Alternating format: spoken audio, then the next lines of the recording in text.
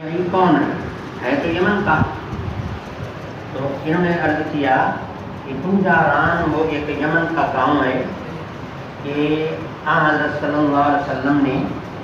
اس گاؤں میں صحابی کو بھیجا تھا اور اس صحابی سے اس عطا کنجارانی نے وہ حدیث پڑھی تھی. تو بہرحال یہ وہ یمن کا علاقہ ہے. تو استاد مکرم فرمانے لگے کہ اس کا مطلب تو یہ ہے کہ پوری دنیا کے بلاد کو آپ جو ہے نا یعنی گھوم کے رکھا ہے اور دیکھ کے رکھا ہے کہ جہاں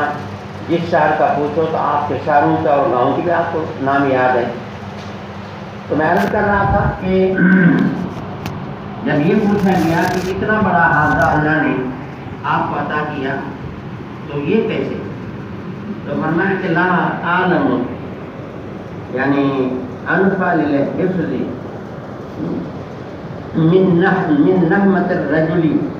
ومداومت النظر. لا عالم انفع للحفظ من نحمت الرجل ومداومت النظر. میری معلومات میں حافظے کے لیے کوئی بہتر چیز سوائے اس کے نہیں کہ ایک آدمی علم سے بہت بڑا شوق رکھے، بہت بڑا حرص رکھے اور علم کے ساتھ لگا رہے، شوق کرے، حریص بنے، حرص کرے. جب اس میں شوق کرے گا، حرص کرتا رہے گا، وہ مداومت النظر اور اپنے مطالعے کو دائم رکھے گا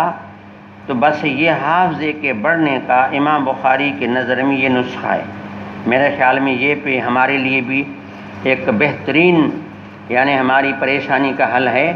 تو امام صاحب اپنی زندگی کا تجربہ بتا رہے ہیں کہ حافظے کے لیے مفید یہ چیز ہے.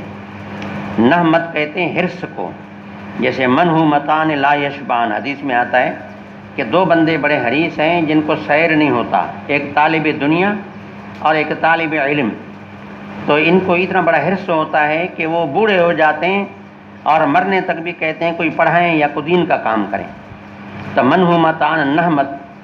لا علم انفع للحفظ من نحمت الرجل و مداومت النظر. کہ جی آدمی شوق کرے، دوسری بات مطالعہ زیادہ کرے اور کرتا رہے. اور یہی حقیقت ہے کہ اگر آدمی اپنے مطالعے کو اور شروعات میں تحصیل کے زمانے میں تو وہ ان کتابوں کا مطالعہ جن میں پڑھنے کی ضرورت ہے، لیکن فراغت کے بعد خارجی مطالعہ تو جو آدمی خارجی مطالعہ کے بہت بڑے شوقین ہیں تو ان کے علم میں بہت بڑی ترقی آ جاتی ہے. تو بہرحال بعض اوقات اساتذہ کرام امام بخاری کو کہہ دیتے کہ ہمارے مسودوں کی اصلاح بھی تم کرو. یعنی اتنا بڑا اساتذہ کا اعتماد ہو گیا تھا کہ ہم اپنی تحریر جو پڑھی ہے اور لکھی ہے تو اس میں تو غلطی ہو سکتی ہے لیکن امام بخاری کے حافظے میں غلطی نہیں ہو سکتی ہے. تو بہرحال یہ چند باتیں میں نے عرض کی امام صاحب کی جو ہے حافظے کے حوالے سے. اور اس کے بعد پھر آگے ایک بات یہ ہے کہ امام صاحب نے اپنی کتاب کی جو یہ تصنیف فرمائی ہے تو اب ہم تھوڑا سا آگے بڑھتے ہیں کہ کچھ کتاب کا تعارف بھی آپ کے سامنے آ جائے. تو اس کے لیے آپ یہ سمجھیں کہ یہ کتاب الصحیح للبخاری مشہور تو اس طرح ہے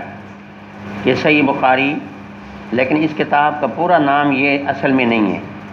جو مؤلف نے اس کا خود نام رکھا ہے وہ ہے الجامع المسند الجامع الصحیح المسند المختصر من امور رسول اللہ صلی اللہ علیہ وسلم و سننہ و ایامہ. الجامع الصحیح المسند المختصر من امور رسول اللہ صلی اللہ علیہ وسلم و سننہ و ایامہ. مختصر ترجمہ تو اس کا یہ ہے کہ نبی کی زندگی کے ایام، نبی کی زندگی کے شب و روز، نبی کی زندگی کے مہینے اور سال، تو جو نبی کی زندگی کے ایام گزرے ان کا بھی میرے کتاب میں ذکر ہے. اور وہ سنن ہی نبی کی قولی سنتیں یا فعلی سنتیں، تو جو نبی کی فعلی سنتیں ہیں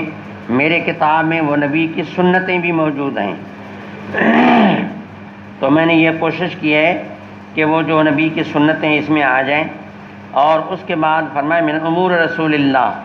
تو امور جمع امر کا ہے، امر جو ہے وہ